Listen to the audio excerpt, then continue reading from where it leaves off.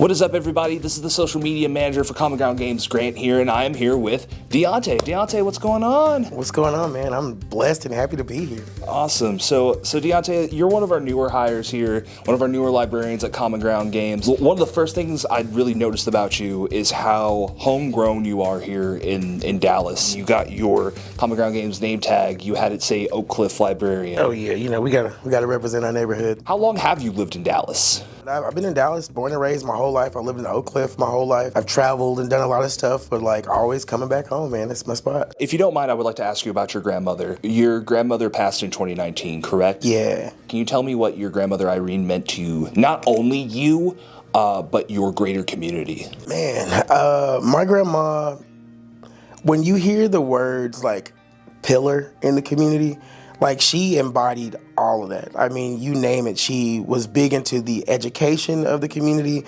She taught at one of the schools, W.H. Adamson, that was up the street in Oak Cliff. She was integral in working with a group of women to get Townview built, which is one of the biggest, one of the nationally recognized, spots here in Texas, So she was there for everything. I mean, she worked in the church in the areas, several churches. So she was a Sunday school teacher. And on the topic of her home, I know a lot of people on our social channels have seen the post go up on your GoFundMe and the fundraiser in order to save your grandmother's home. What has gotten you to this point, and what has happened to where the house is seeing foreclosure now? So Oak Cliff is right now a very poppin' area. There's a lot of gentrification going on, and there's a lot of developers that are coming into the neighborhood and really kind of dicing up the culture for their own little piece. And when my grandma passed in 2019, she left the house to me, which was crazy in the first round. I was like, dang, I'm the first grandson. So, my mom and my aunts are still alive, So to leave that in your will was crazy. So I took it as an honor, and we paid the mortgage on time for 6 years straight. Never missed a time, kept pushing. We got the mortgage down to $39,000. I pushed it all the way down. And I was selling Yu-Gi-Oh cards, Magic cards, doing fundraisers, parties, all that, because I'm I want to pay this thing off, And once we got it to that point, that's when things start getting weird with the mortgage company. There was 1 month where I go to pay and they just don't take our payment. So I'm calling, I'm reaching out, I'm what's going on? And we don't hear anything back. And another month goes by, and I'm I'm starting to freak out. What's happening? This has never happened before. And I'm we're this close to paying this thing off. And then it happens for a third month.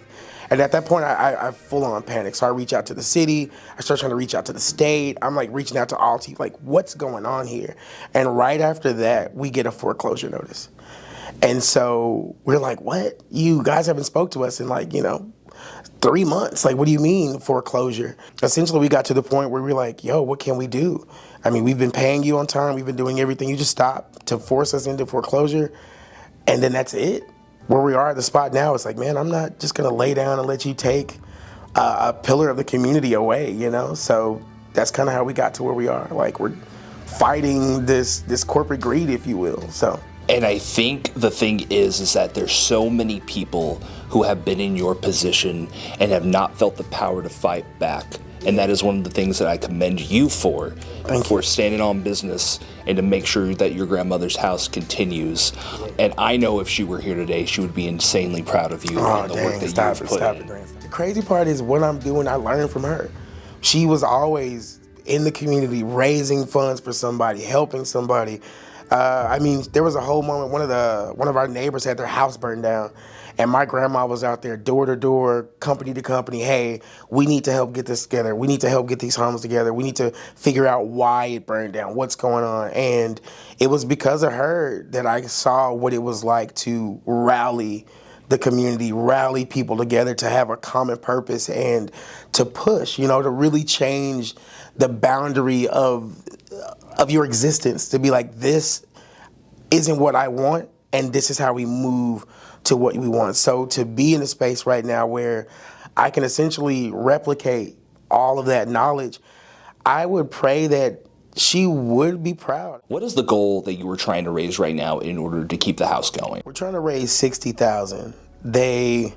After I got it down to 39,000, all of the shenanigans started happening, and so they started lobbing on fees and all types of like weird structures, and they switched the standards of everything, and so essentially we're able to put back what, almost 20 plus thousand. So they pushed it back up to almost about 60,000. If I may, I'm gonna throw this out here.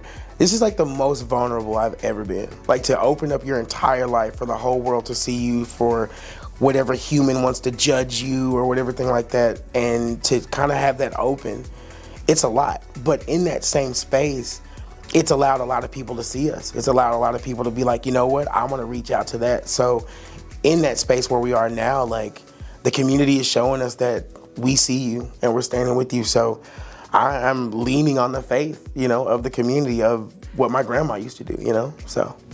Absolutely. And I'll sometimes put in our social posts whenever we have like a sale or something big happen in the community. It's like Common Ground Games is a community. And I know a lot of people might say that for whatever corporation or business that they may work at, but that is 100% holistically true with Common Ground Games.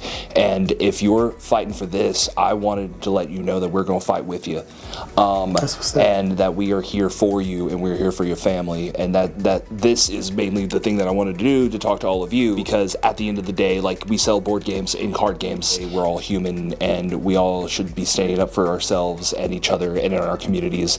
So that's what we have the gracious ability to do today. DeAnte, I know it's a lot. I want to thank you for your vulnerability, for coming and talking to me and helping put this video together. If you would like to support the GoFundMe to save Irene's home, the link for that GoFundMe is going to be either at the bottom of this post or within the link to the bio, depending on whichever platform you are looking on.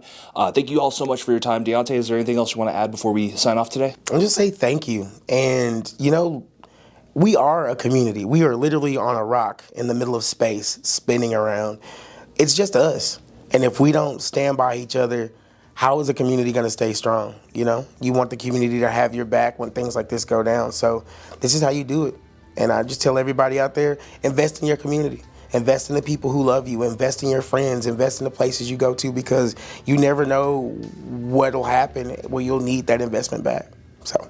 Absolutely. Thank you for your time today. Yeah, big dog.